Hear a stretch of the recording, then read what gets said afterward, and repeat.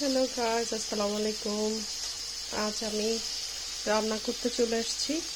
এই যে আমার রান্না আজকে কিন্তু একদম ডিরেক্ট ভয়েস ওভার দিচ্ছি। এই যে মুরগির পা খেতে ইচ্ছে করছে, এই দেশে তো এসব পাওয়াই যায় না। আমি একটা এশিয়ান শপে গিয়ে এটা নিয়ে আসছি।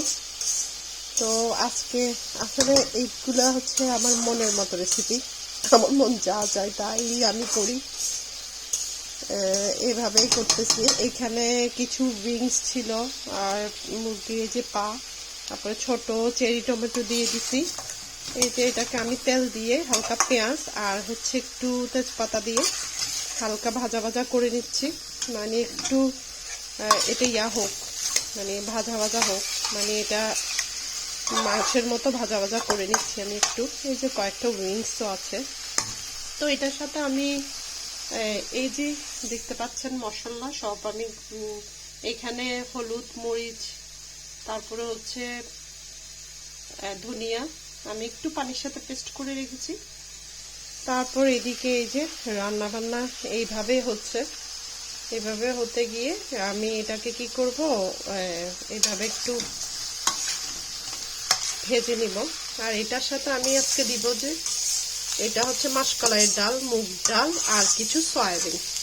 এটা আমি আজকে আমার রেসিপি রান্না করব। এটা কারো কাছ থেকে দেখা না, আমার ইচ্ছে মতো, মানে আমার এরকম খেতে ইচ্ছে করতেছে, আমি এভাবেই রান্না করছি। তো দেখেন, সবাই আবার আমার কড়াই দেখে ভয় পায় না। এই কড়াইটা আমি লন্ডন থেকে কিনে নিয়ে আসছি, বাট এই কড়াইটা রান্না করেই এই অবস্থা। মানে এটা কিন্তু নতুন, কিন্তু কড়াইটা থেকে যে কি হলো আমি জানি না। এটা সবসময় এমনই হয়ে যায়, তবে কড়াইটা রান্না টান্না করতে ভালো। তো এই যে মুগ ডাল আর মাসকলাইর ডাল আর সয়াবিনগুলো আমি একটু ভাজা ভাজা করে নিচ্ছি। করে নেওয়ার পরে এই তো এই যে আমি সব যে পেস্টগুলো করে রেখেছিলাম এগুলো সব আমি এইভাবেই দিয়ে দিছি। এইভাবে দেওয়ার পরে এটা একটু হালকা এইভাবে কষাবো ভিতরে, এগুলার সাথে কষিয়ে জাস্ট এই যে এইভাবেই কিছুক্ষণ নাড়াচাড়া করবো। এইভাবেই এটা আস্তে আস্তে মিক্স হয়ে যাবে। আবার অনেকে বলতে পারেন মুরগির পা খাচ্ছি না, এটা আমার খুব ফেভারিট। আমি বাংলাদেশে এটা প্রায় সময় মুরগি নিয়ে আসলে এটা আমি খেতাম, এমনি কিনেও খেতাম, আমার খুব ভালো লাগে খেতে।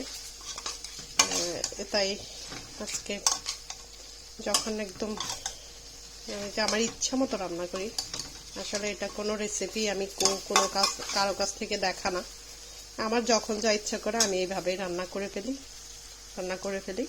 সরি। এই তো আমার কুক হয়ে যাচ্ছে প্রায়। এই যে দেখছেন বুটবুট আসছে।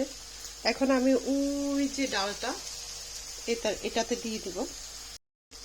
তারপর এই যে আমি ওই যে ভেজে রাখা ডাল, তারপরে সয়াবিনগুলো এটার সাথে দিয়ে মিক্স করে নিচ্ছি। এই যে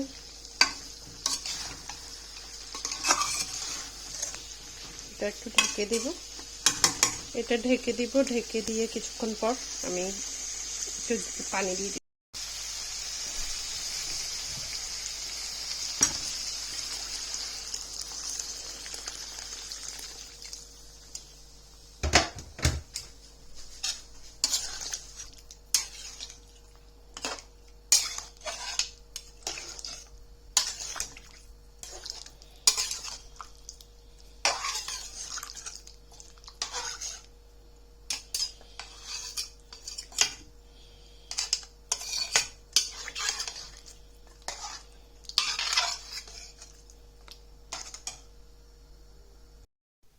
এই যে রান্না করতে করতে আবার ওইদিকে একটু বাইরে দেখলাম আমার নেইবার বাচ্চারা খেলছে।